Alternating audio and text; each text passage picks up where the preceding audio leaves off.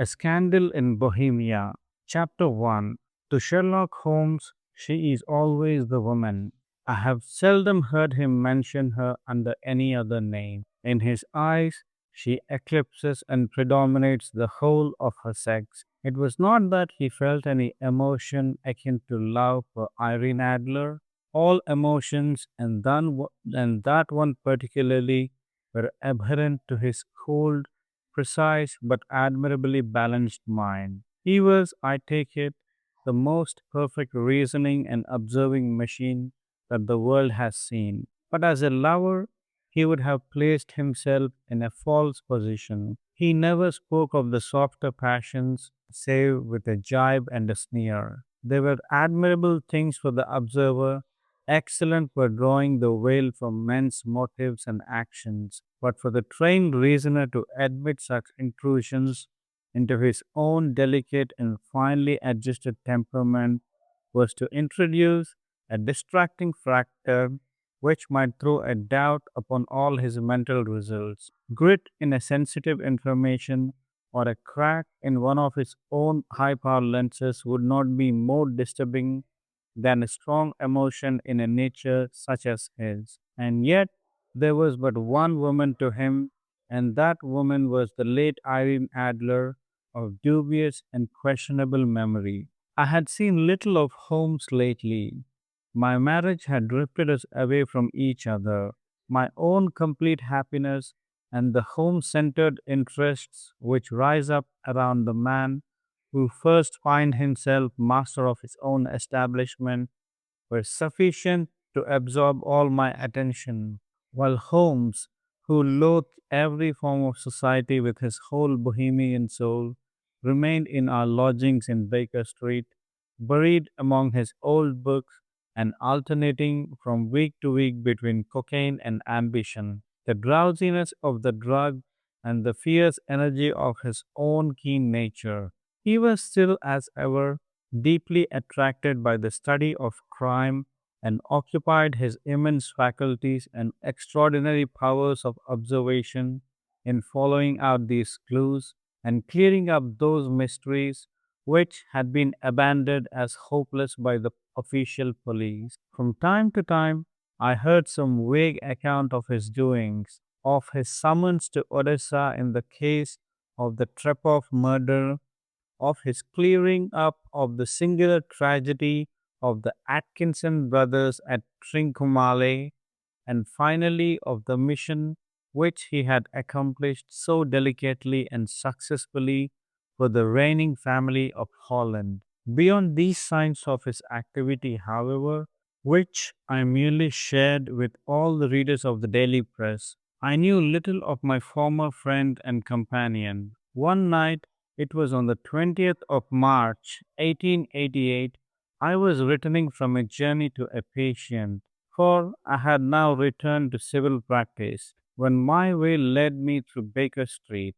As I passed the well remembered door, which must always be associated in my mind with my wooing and with the dark incidents of the study in scarlet, I was seized with a keen desire to see Holmes again and to know how he was employing his extraordinary powers. His rooms were brilliantly lit, and even as I looked up, I saw his tall, spare figure pass twice in a dark silhouette against the blind. He was pacing the room swiftly, eagerly, with his head sunk upon his chest and his hands clasped behind him. To me, who knew his every mood and habit, his attitude and manner told their own story. He was at work again. He has risen out of his drug created dreams and was hot upon the scent of some new problem. I rang the bell and was shown up to the chamber, which had formerly been in part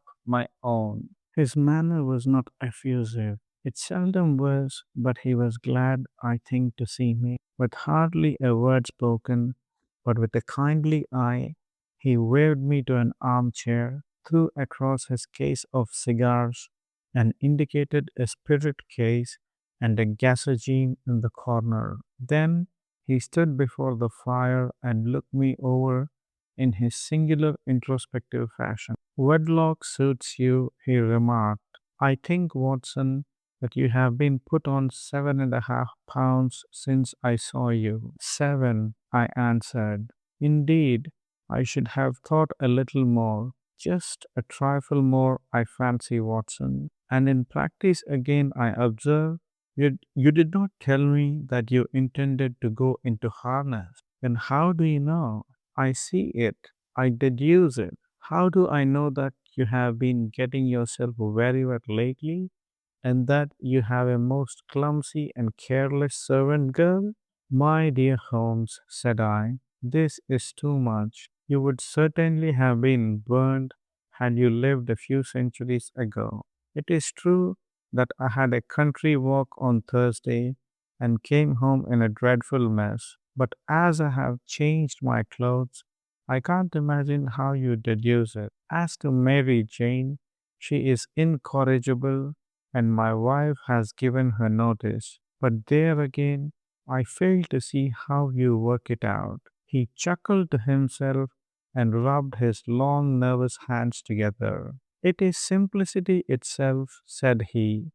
My eyes tell me that on the inside of your left shoe, just where the firelight strikes it, the leather is scored by 6 almost parallel cuts. Obviously, they have been caused by someone who has very carelessly scraped round the edges of the sole in order to remove crusted mud from it. Hence, you see my double deduction that you had been out in wild weather and that you had a particularly malignant boot slitting specimen of the London slavey. As to your practice, if a gentleman walks into my rooms smelling of odoriform, with a black mark of nitrate of silver upon his right forefinger and a bulge on the right side of his top hat to show where he has secreted his stethoscope, I must be dull indeed if I do not pronounce him to be an active member of the medical profession. I could not help laughing at the ease with which he explained his process of deduction. When I hear you give your reasons, I remark, the thing always appears to me to be so ridiculously simple that I could easily do it myself, though at each successive instance of your reasoning, I am baffled until you explain your process,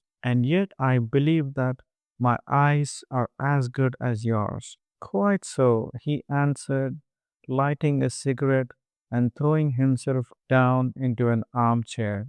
You see, but you do not observe. The distinction is clear. For example, you have frequently seen the steps which lead up from the hall to this room. Frequently. How often?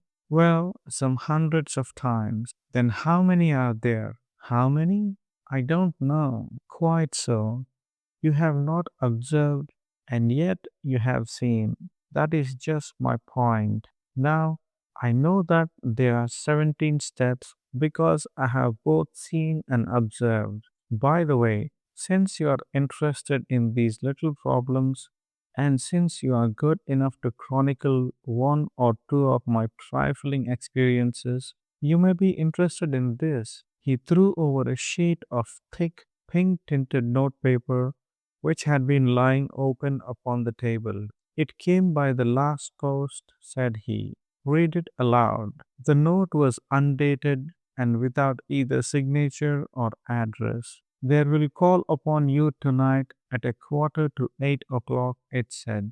A gentleman who desires to consult you upon a matter of the very deepest moment. Your recent services to one of the royal houses of Europe have shown that you are one who may safely be trusted with matters which are of an importance which can hardly be exaggerated. This account of you we have from all quarters received. Be in your chamber then at that hour, and do not take it amiss if your visitor wear a mask. This is indeed a mystery, I remark. What do you imagine that it means? I have no data yet. It is a capital mistake to theorize before one has data. Insensibly, one begins to twist facts to suit theories instead of theories to suit facts. But the note itself, what do you deduce from it?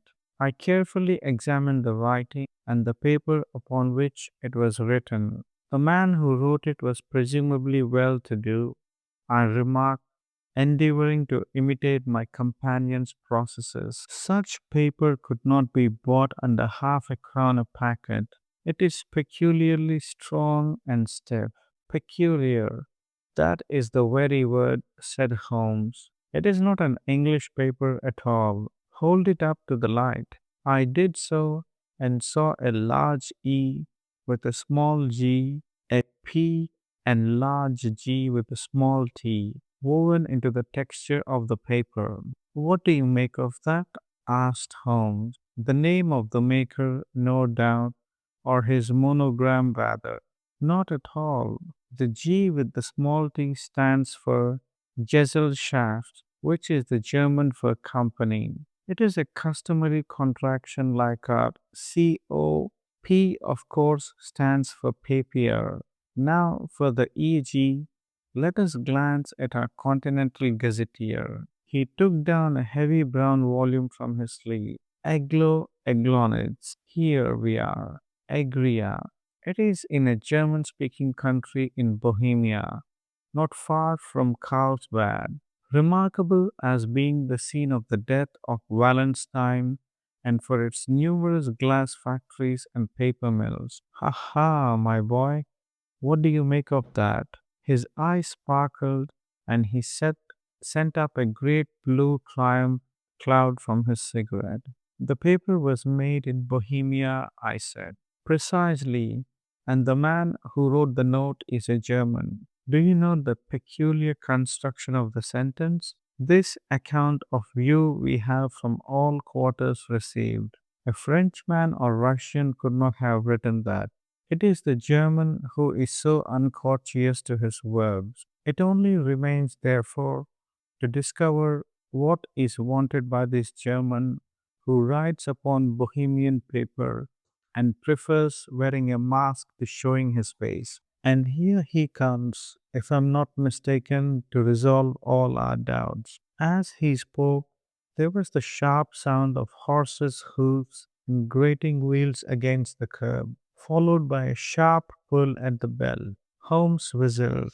A pair by the sound, said he. Yes, he continued, glancing out of the window. A nice little Brougham and a pair of beauties. 150 guineas apiece. There's money in this case, Watson, if there is nothing else. I think that I had better go, Holmes. Not a bit, doctor. Stay where you are. I'm lost without my Boswell, and this promises to be interesting. It would be a pity to miss it. But your client, never mind him. I may want your help, and so may he. Here he comes. Sit down in that armchair, doctor, and give us your best attention. A slow and heavy step, which had been heard upon the stairs and in the passage, paused immediately outside the door. Then there was a loud and authoritative tap.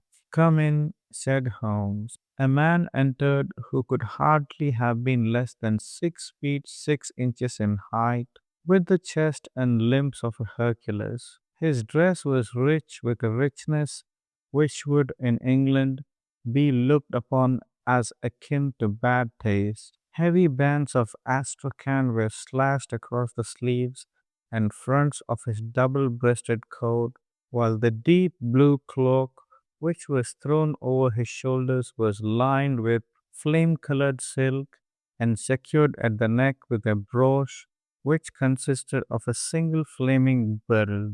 Boots which extended halfway up to his calves and which were trimmed at the tops with rich brown fur completed the impression of barbaric opulence which was suggested by his whole appearance. He carried a broad brimmed hat in his hand, while he wore across the upper part of his face, extending down past the cheekbones, a black wizard mask which he had apparently adjusted that very moment for his hand was still raised to it as he entered. From the lower part of the face, he appeared to be a man of strong character with a thick hanging lip and a long straight chin suggestive of resolution pushed to the length of obstinacy. You had my note, he asked with a deep, harsh voice and a strongly marked German accent.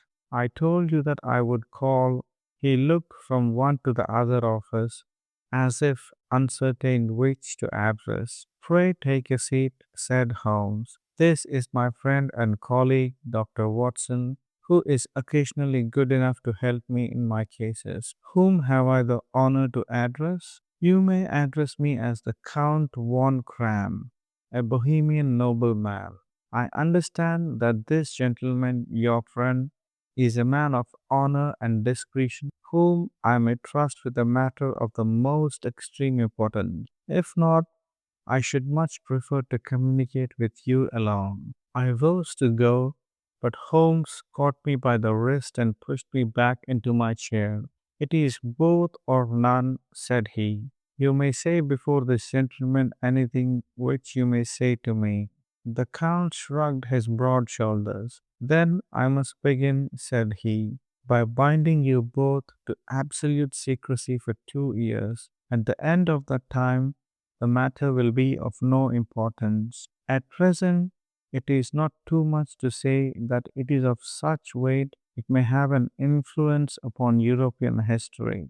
I promise, said Holmes, and you will excuse this mask, continued our strange visitor. The august person who employs me wishes his agent to be unknown to you, and I may confess at once that the title by which I have just called myself is not exactly my own. I was aware of it, said Holmes dryly. The circumstances are of great delicacy, and every precaution has to be taken to quench what might grow to be an immense scandal and seriously compromise one of the reigning families of Europe. To speak plainly, the matter implicates the great house of Ormstein, hereditary kings of Bohemia. I was also aware of that, murmured Holmes, settling himself down in his armchair and closing his eyes. Our visitor glanced with some apparent surprise at the languid, lounging figure of the man who had been no doubt depicted to him as the most incisive reasoner and most energetic agent in Europe. Holmes slowly reopened his eyes and looked impatiently at his gigantic client. If your majesty would condescend to state your case, he remarked, I should be better able to advise you. The man sprang from his chair and paced up and down the room in uncontrollable agitation. Then, with a gesture of desperation, he tore the mask from his face and hurled it upon the ground. You are right, he cried. I am the king. Why should I attempt to conceal it? Why indeed, murmured Holmes. Your Majesty had not spoken before I was aware that I was addressing Wilhelm Gottsreich Sigismund von Ormstein, Grand Duke of Castelfelstein and hereditary King of Bohemia. But you can understand, said our strange visitor, sitting down once more and passing his hand over his high white forehead. You can understand that I am not accustomed to doing such business in my own person. Yet the matter was so delicate that I could not confide it to an agent without putting myself in his power. I have come incognito from Prague for the purpose of consulting you. Then pray consult, said Holmes, shutting his eyes once more. The facts are briefly these. Some 5 years ago, during a lengthy visit to Warsaw, I made the acquaintance of well-known adventuress Irene Adler. The name is no doubt familiar to you. Kindly look her up in my index, doctor, murmured Holmes without opening his eyes. For many years, he had adopted a system of docketing all paragraphs concerning men and things so that it was difficult to name a subject or a person on which he could not at once furnish information. In this case, I found her biography sandwiched in between that of a Hebrew rabbi and that of a staff commander who had written a monograph upon the deep sea fishing. Let me see, said Holmes. Born in New Jersey in the year 1858, contralto, hmm, La Scala, Prima Donna Imperial Opera of Warsaw? Yes, retired from operatic stage. Living in London? Quite so. Your Majesty, as I understand, became entangled with this young person, wrote her some compromising letters, and is now desirous of getting those letters back. Precisely so. But how? Was there a secret marriage? None. No legal papers or certificates? None. Then I fail to follow your majesty. If this young person should produce her letters for blackmailing or other purposes, how is she to prove their authenticity? There is the writing. Poor, poor forgery. My private notepaper? Stolen. My own seal? Imitated. My photograph? Bought. We were both in the photograph. Oh dear, that is very bad. Your Majesty has indeed committed an indiscretion. I was mad, insane. You have compromised yourself seriously. I was only Crown Prince then. I was young. I am but 30 now. It must be recovered. We have tried and failed. Your Majesty must pay. It must be bought. She will not sell. Stolen then? 5 attempts have been made. Twice burglars in my pay ransacked her house. Once we diverted her luggage when she traveled. Twice she has been waylaid. There has been no result. No sign of it? Absolutely none. Holmes laughed. It is quite a pretty little problem, said he, but a very serious one to me, returned the king reproachfully. Very indeed. And what does she propose to do with the photograph? To ruin me. But how?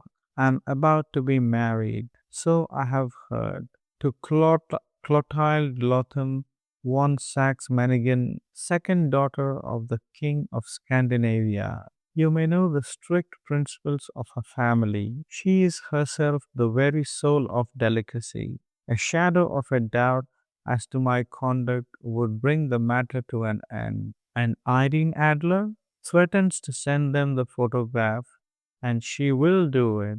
I know that she will do it. You do not know her, but she has a soul of steel. She has the face of the most beautiful of women and the mind of the most resolute of men. Rather than I should marry another woman, there are no lengths to which she would not go. None. You're sure that she has not sent it yet?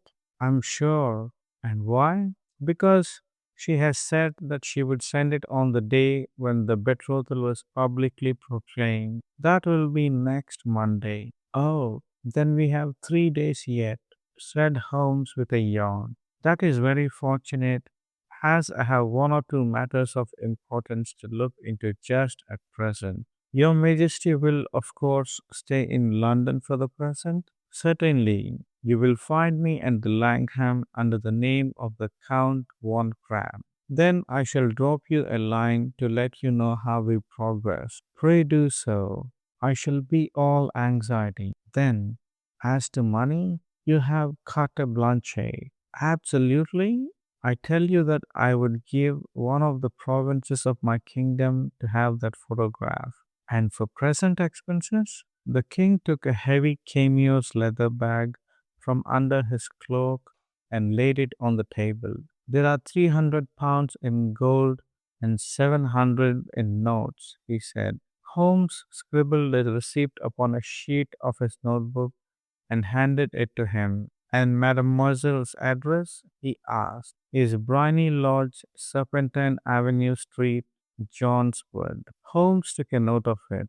One other question, said he. Was the photograph a cabinet? It was. Then, good night, Your Majesty, and I trust that we shall soon have some good news for you. And good night, Watson, he added, as the wheels of the Royal Brougham rolled down the street. If you'll be good enough to call tomorrow afternoon at 3 o'clock, I should like to chat this little matter over with you. Chapter 2. 3 o'clock precisely. I was in Baker Street, but Holmes had not yet returned. The landlady informed me that he had left the house shortly after 8 o'clock in the morning. I sat down beside the fire, however, with the intention of awaiting him, however long he might be.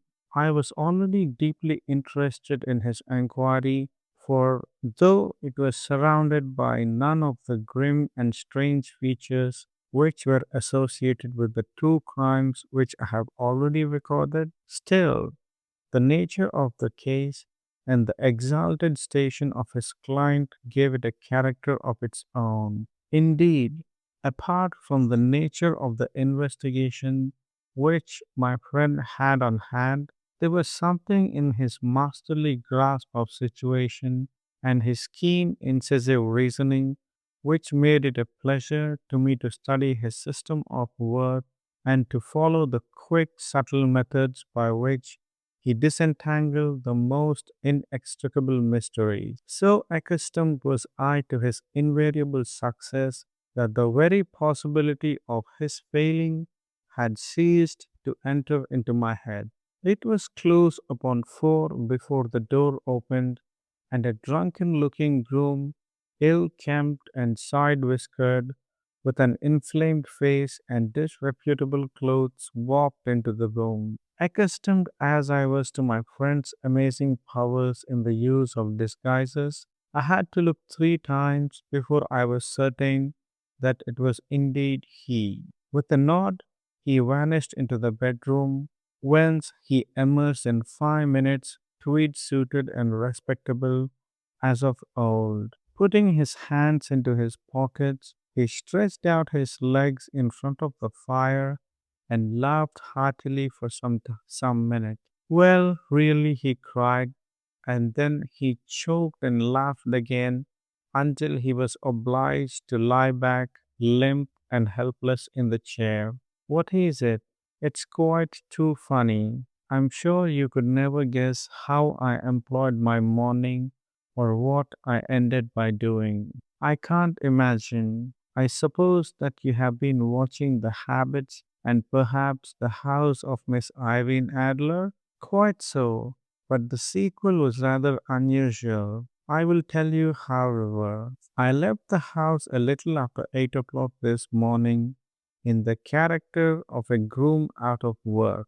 There is a wonderful sympathy and freemasonry among horsey men. Be one of them, and you will know all that there is to know. I soon found Bryony Lodge. It is a bijou villa with a garden at the back, but built out in front right up to the road. 2 stories, chum block to the door, large sitting room on the right side, well furnished with long windows almost to the floor, and those preposterous English window fasteners which a child could open. Behind there was nothing remarkable, save that the passage window could be reached from the top of the coach house. I walked around it and examined it closely from every point of view, but without noting anything else of interest. I then lounged down the street and found, as I expected, that there were a mews in a lane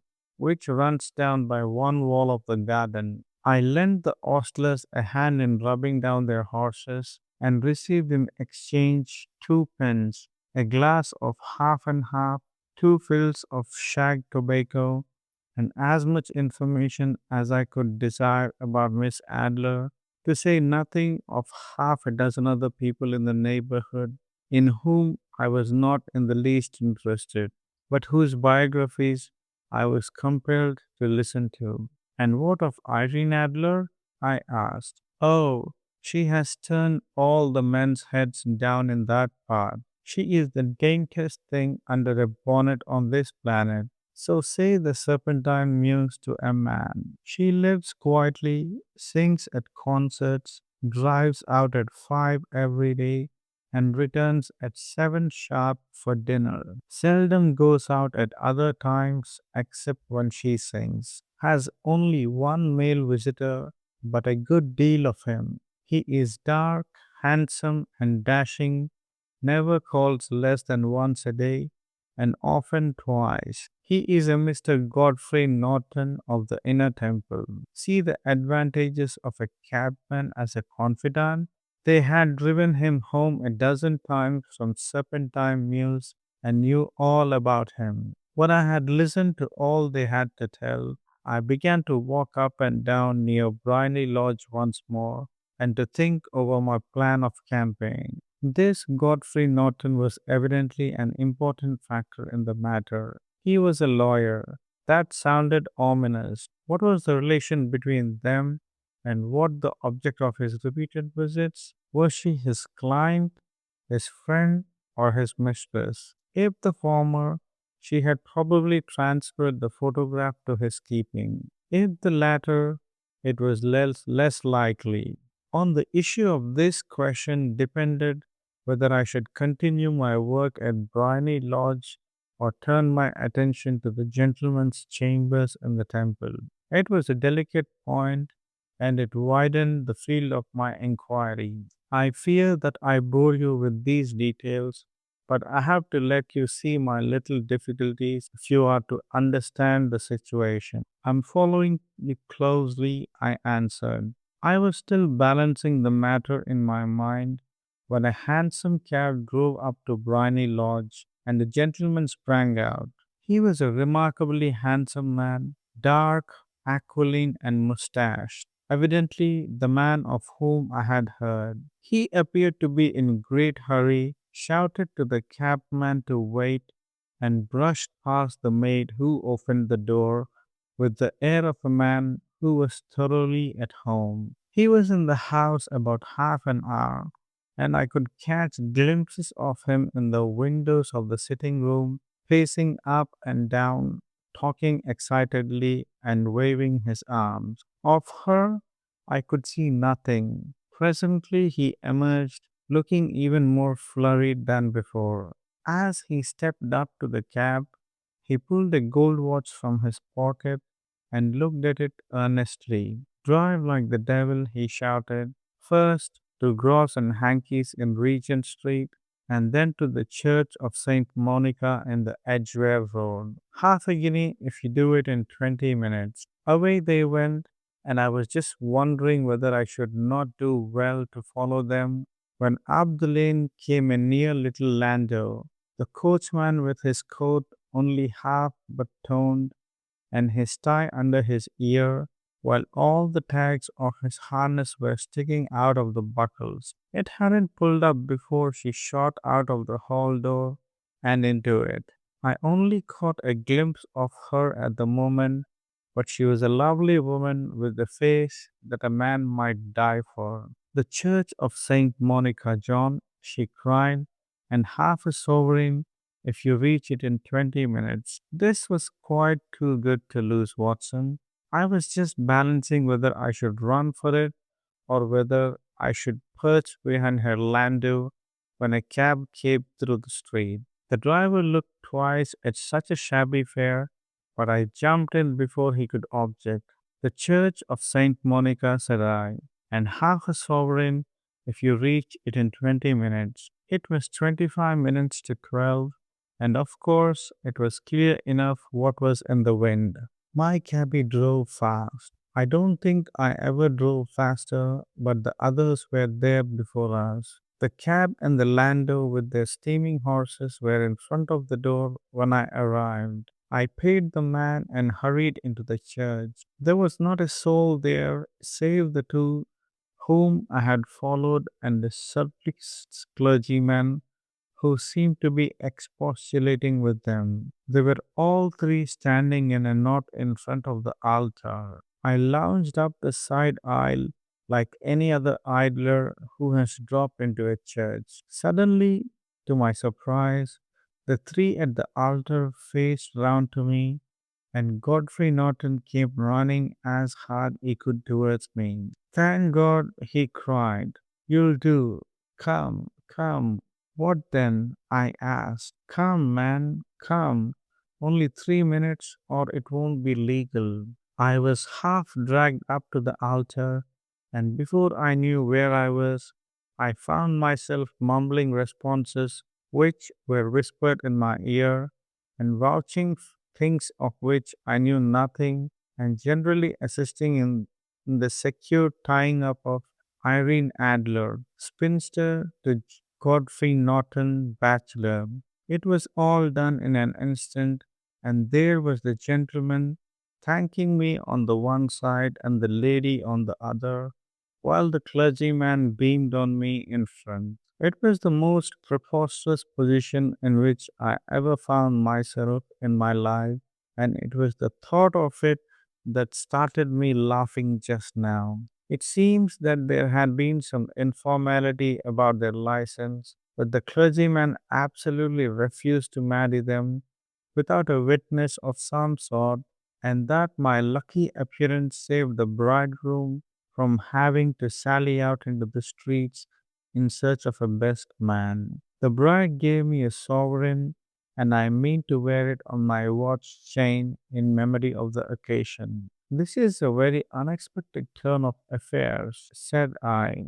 And what then? Well, I found my plans very seriously menaced. It looked as if the pair might take an immediate departure and so necessitate very prompt and energetic measures on my part. At the church door, however, they separated, he driving back to the temple and she to her own house. I shall drive out in the park at 5 as usual, she said as she left him. I heard no more. They drove away in different directions, and I went off to make my own arrangements, which are some cold beef and a glass of beer. He answered, ringing the bell. I have been too busy to think of food, and I'm likely to be busier still this evening. By the way, doctor, I shall want your cooperation. I shall be delighted. You don't mind breaking the law? Not in the least. Not running a chance of arrest? Not in good chance. Oh, the cause is excellent. Then I'm your man. I was sure that I might rely on you. But what is it you wish? When Mrs. Turner has brought in the tray, I will make it clear to you. Now, he said as he turned hungrily on the simple fare that our landlady had provided.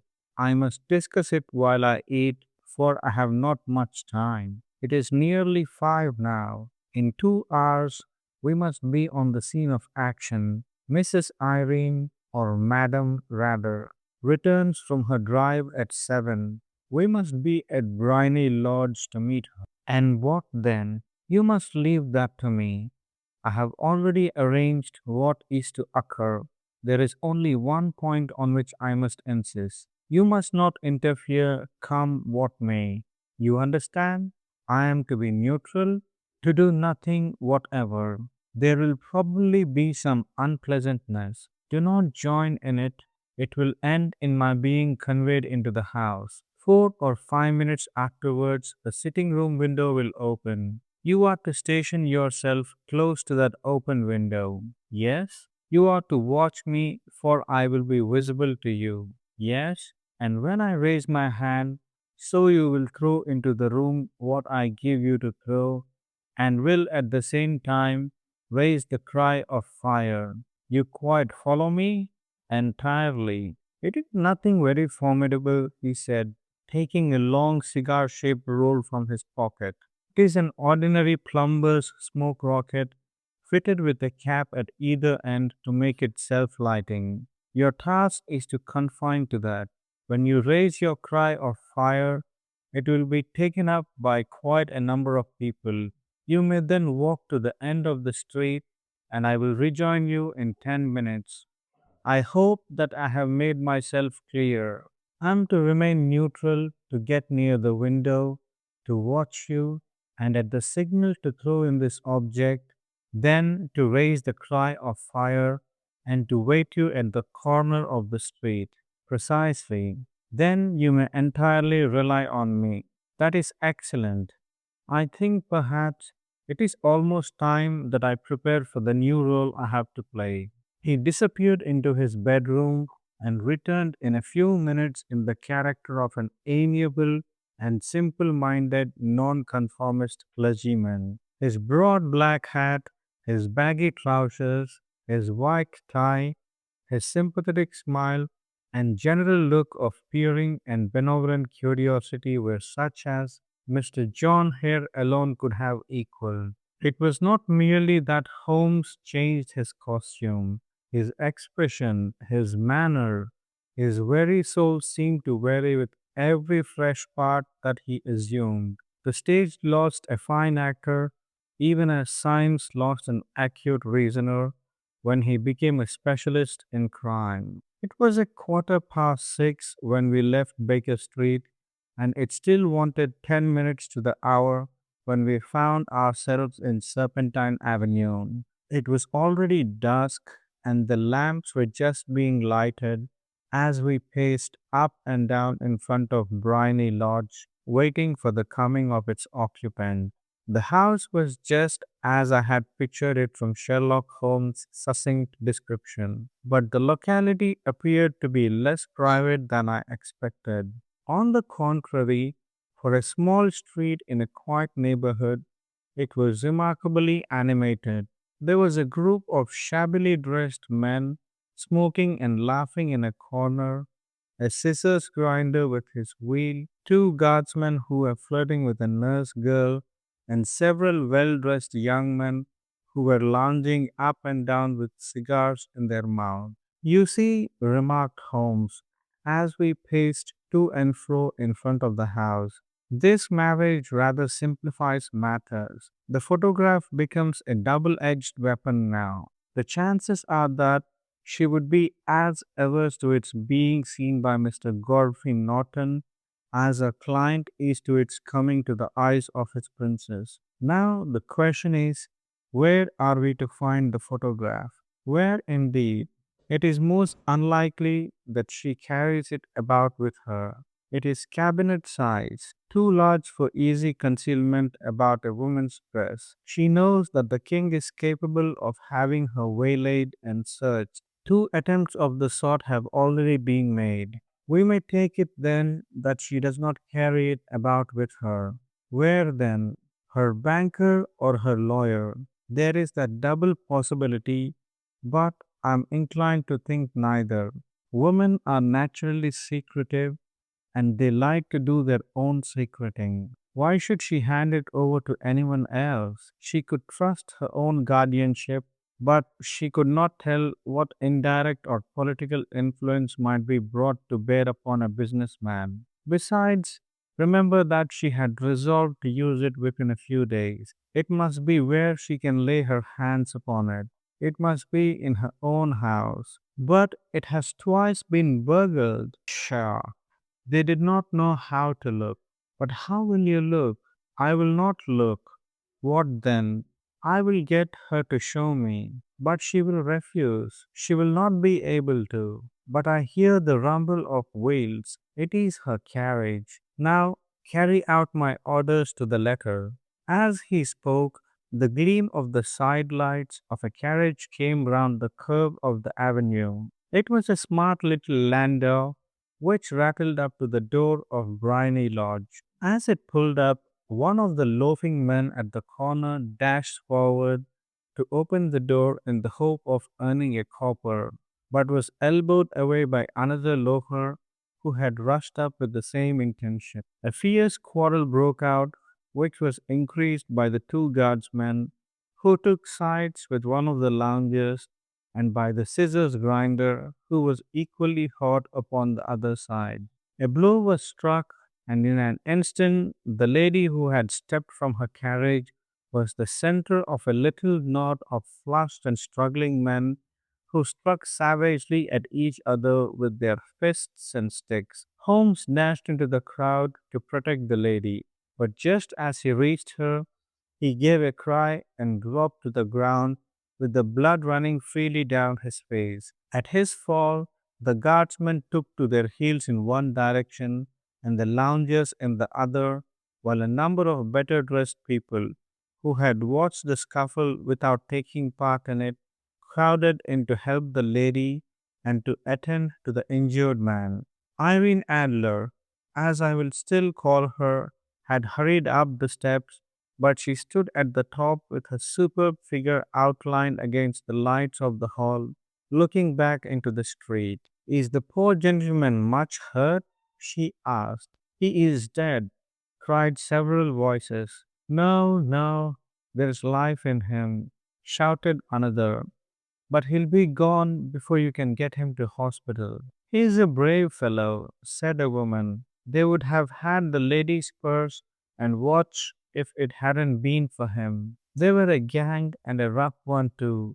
Ah, he's breathing now. He can't lie in the street. May we bring him in, ma'am? Surely. Bring him into the sitting room. There is a comfortable sofa. This way, please. Slowly and solemnly, he was borne into Briny Lodge and laid out in the principal room while I still observed the proceedings from my post by the window. The lamps had been lit, but the blinds had not been drawn so that I could see Holmes as he lay upon the couch. I do not know whether he was seized with compunction at the moment for the part he was playing, but I know that I never felt more heartily ashamed of myself in my life than when I saw the beautiful creature against whom I was conspiring, or the grace and kindness with which she waited upon the injured man. And yet, it would be the blackest treachery to Holmes to draw back now from the part which he had entrusted to me. I hardened my heart and took the smoke rocket from under my ulster. After all, I thought we are not injuring her. We are but preventing her from injuring another. Holmes had sat upon the couch, and I saw him motion like a man who is in need of air. A maid rushed across and threw open the window. At the same instant, I saw him raise his hand, and at the signal, I tossed my rocket into the room with a cry of fire. The word was no sooner out of my mouth than the whole crowd of spectators, well dressed and ill gentlemen, ostlers, and servant maids, joined in a general shriek of fire. Thick clouds of smoke curled through the window and out at the open window. I caught a glimpse of rushing figures, and a moment later the voice of Holmes from within, assuring them that it was a false alarm. Slipping through the shouting crowd, I made my way to the corner of the street and in 10 minutes was rejoiced to find my friend's arm in mine and to get away from the scene of uproar. He walked swiftly and in silence for some few minutes until we had turned down one of the quiet streets which lead towards the Edgware Road. You did it very nicely, doctor, he remarked. Nothing could have been better. It is all right. You had the photograph? I know where it is. And how did you find out? She showed me, as I told you she would. I'm still in the dark. I do not wish to make a mystery, said he, laughing. The matter was perfectly simple. You, of course, saw that everyone in the street was an accomplice. They were all engaged for the evening. I guessed as much. Then, when the row broke out, I had a little moist red paint in the palm of my hand.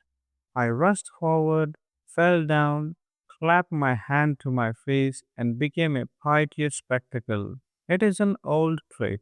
That also I could fathom. Then they carried me in. She was bound to have me in. What else could she do? And into her sitting room, which was the very room which I suspected. It lay between that and her bedroom, and I was determined to see which. They laid me on a couch. I motioned for air. They were compelled to open the window, and you had your chance. How did that help you? It was all important. When a woman thinks that her house is on fire, Her instinct is at once to rush to the things which she values most. It is a perfectly overpowering impulse, and I have more than once taken advantage of it. In the case of the Darlington substitution scandal, it was of use to me, and also in the Arnsworth Castle business. A married woman grabs at her baby, an unmarried one reaches for her jewel box. Now it was clear to me that Our Lady of today had nothing in the house more precious to her than what we are in quest of. She would rush to secure it. The alarm of fire was admirably done. The smoke and shouting were enough to shake nerves of steel. She responded beautifully. The photograph is in a recess behind a sliding panel just above the right bell pull. She was there in an instant, and I caught a glimpse of it as she half drew it out. When I cried out that it was a false alarm, she replaced it, glanced at the rocket, rushed from the room, and I have not seen her since. I rose and, making my excuses, escaped from the house. I hesitated whether to attempt to secure the photograph at once, but the coachman had come in, and as he was watching me narrowly, it seemed safer to wait. A little over precipitance may ruin all. And now I ask, our quest is practically finished. I shall call with the king tomorrow and with you if you care to come with us. We will be shown into the sitting room to wait for the lady. But it is probable that when she comes, she may find neither us nor the photograph. It might be a satisfaction to His Majesty to regain it with his own hand. And when will you call? At 8 in the morning. She will not be up so that we shall have a clear field. Besides, we must be prompt, for this marriage may mean a complete change in her life and habit. I must wire to the king without delay. We had reached Baker Street and had stopped at the door. He was searching his pockets for the key when someone passing said, "Good night, Mr. Sherlock Holmes." There were several people on the pavement at the time, but the greeting appeared to come from a slim youth in an ulster who had hurried by. "I have heard that voice before," said Holmes, staring down the dimly lit street. "Now I wonder who the deuce that could have been." End of chapter 2. Chapter 3. I slept at Baker Street that night, and we were engaged upon our toast and coffee in the morning when the King of Bohemia rushed into the room. "You have really got it?"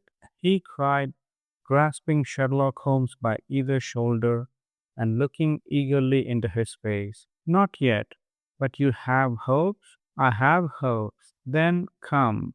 I'm all impatience to be gone." "We must have a cab." "No, my Brougham is waiting." "Then that will simplify matters." We descended and started off once more for Briony Lodge. "Irene Adler is married," remarked Holmes. "Married? When?" "Yesterday." "But to whom?" "To an English lawyer named Norton." "But she could not love him." "I'm in hopes that she does." "And why in hopes?" "Because it would spare your Majesty all fear of future annoyance. If the lady loves her husband, she does not love your Majesty. If she does not love your Majesty, there is no reason why she should interfere with your Majesty's plan." "It is true, and yet, well, I wish she had been of my own station. What a queen she would have made." He relapsed into a moody silence which was not broken until we drew in Serpentine Avenue. The door of Briony Lodge was open, and an elderly woman stood upon the steps. She watched us with a sardonic eye as we stepped from the brougham. "Mr. Sherlock Holmes, I believe," said she. "I am Mr. Holmes," answered my companion, looking at her with a questioning and rather startled gaze. "Indeed, my mistress told me that you were likely to call. She left this morning with her husband by the 5:15 train from Charing Cross for the Continent." "What?" Sherlock Holmes staggered back, white with chagrin and surprise. "Do you mean that she has left England?" "Never to return." "And the papers?" asked the king hoarsely. All is lost. We shall see. He pushed past the servant and rushed into the drawing room, followed by the king and myself. The furniture was scattered about in every direction, with dismantled shelves and open drawers, as if the lady had hurriedly ransacked them before her flight. Holmes rushed at the bell pull, tore back a small sliding shutter, and plunging in his hand, pulled out a photograph and a letter. The photograph was of Irene Adler herself in evening dress.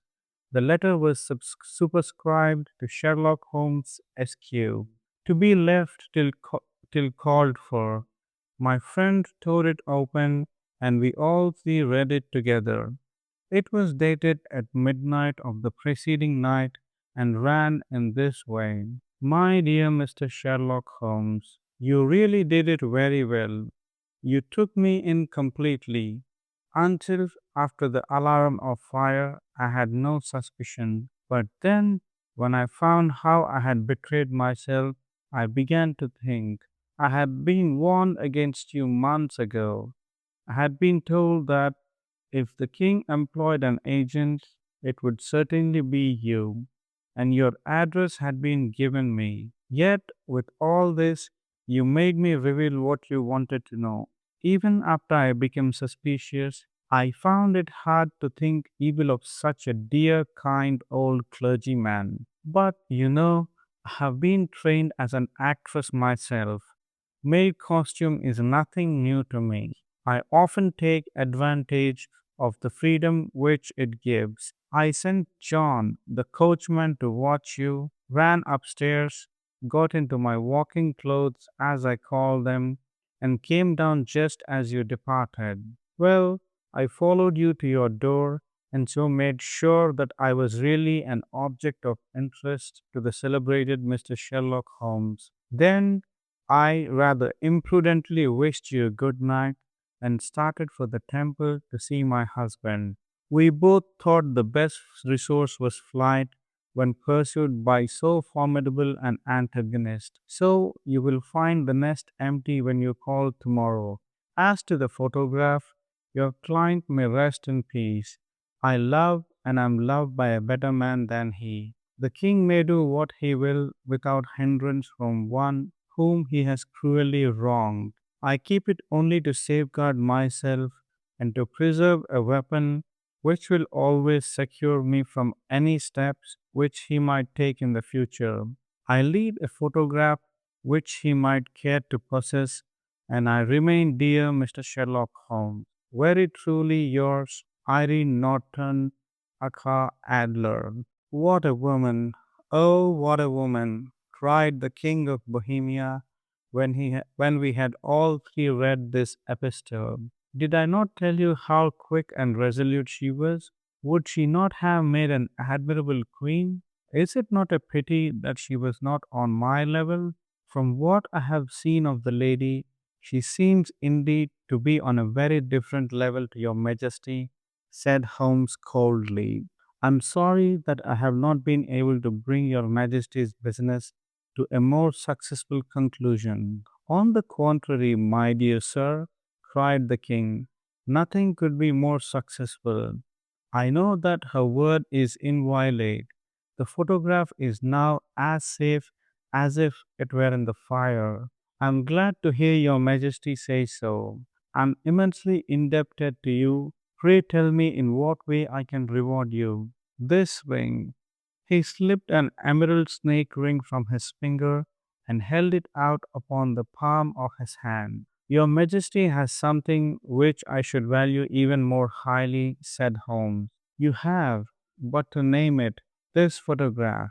The king stared at him in amazement. Irene's photograph? He cried. Certainly, if you wish it. I thank your Majesty. Then there is no more to be done in the matter. I have the honor to wish you a very good morning. He bowed and turning away without observing the hand which the king had stretched out to him, he set off in my company for his chambers. And that was how a great scandal threatened to affect the kingdom of Bohemia and how the best plans of Mr. Sherlock Holmes were beaten by a woman's wit. He used to make merry over the cleverness of women, but I have not heard him do it of late. And when he speaks of Irene Adler or when he refers to a photograph, it is always under the honorable title of the woman. The end.